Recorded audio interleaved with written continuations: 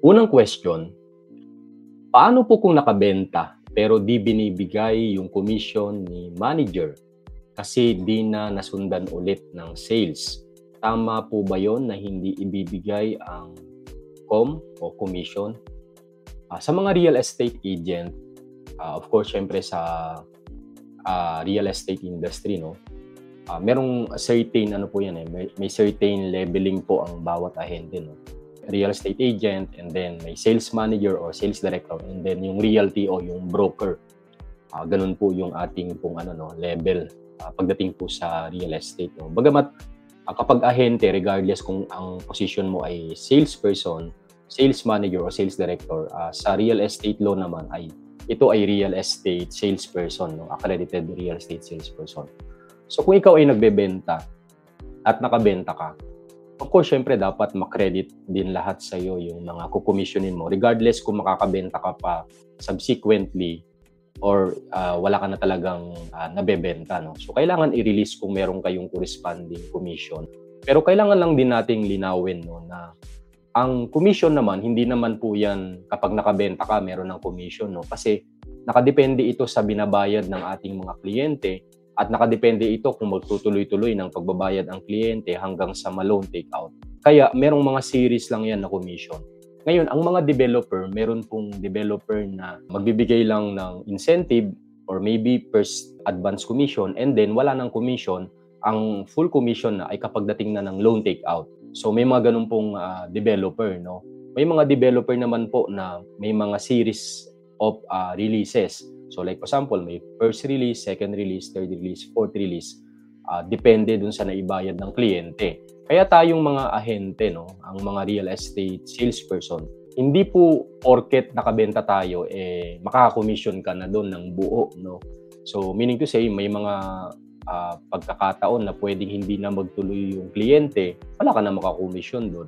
Kasi minsan pwede kasi nating i-compute na yung commission like buong-buo, no? Halimbawa, 3% ang commission rate mo. Tapos, let's say, ang pinaka-net commissionable price na ay, let's say, 1 million. Assuming, wag na nating isama yung taxes, no? For the sake of simple explanation, 1 million times 3% is 30,000. So, karamihan ng ahente, wala pa po yung actual commission na releases, kinukumpute na natin ng gano'n, no? Wala namang masama doon na compute natin. Pero, kung let's say 30,000 ang i-commission mo doon sa particular na benta mo na property, ano po yun? May mga tranche po yun ng releases. Depende sa naibayad ng kliyente. Ang pinaka-full commission ay after na ng ma-loan takeout, meaning to say, nagtuloy-tuloy talaga yung kliyente.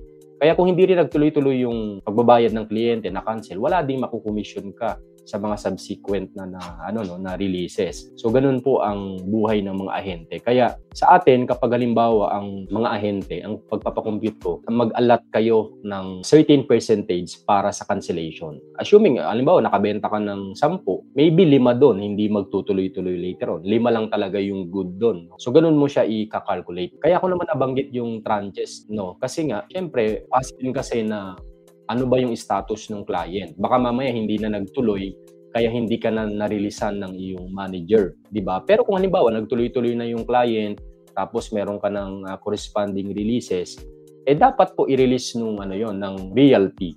Not necessarily yung manager, no? Kasi kapag naman realty, diretso na yan sa mga ahente.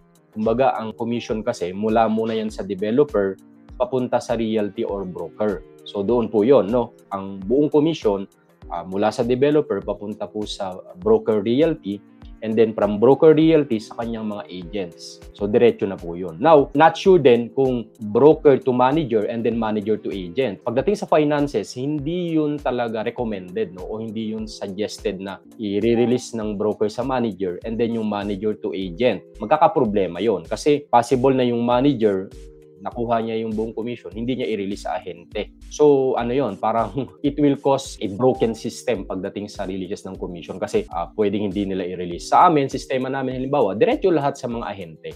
Kaya yung mga, let's say may managers kami or may director kami, wala na silang masyadong problema sa pagre-release. Na kung ano lang yung personal commission nila o ano lang yung override commission nila, yun yung matatanggap nila, no? Medyo kasi challenging yung internal controls na sa manager muna and then saka papunta sa mga ahente niya.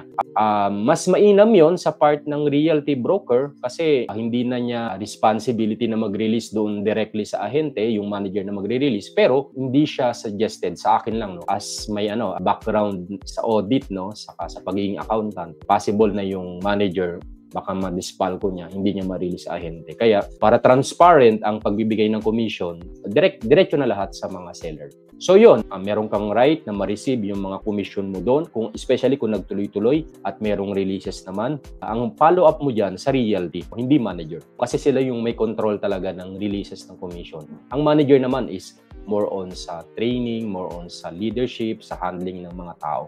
Pero kung commission person kung malaki pa yung realty, may accounting department pa yan, no, na sila talaga yung nagre-release, doon po kayo magpa-follow up. Now, kung halimbawa na-cancel, yun, wala po tayong karapatan na mag-demand ng commission kung na-cancel kasi wala ring i-release ang developer, wala ring may i-release yung realty or broker.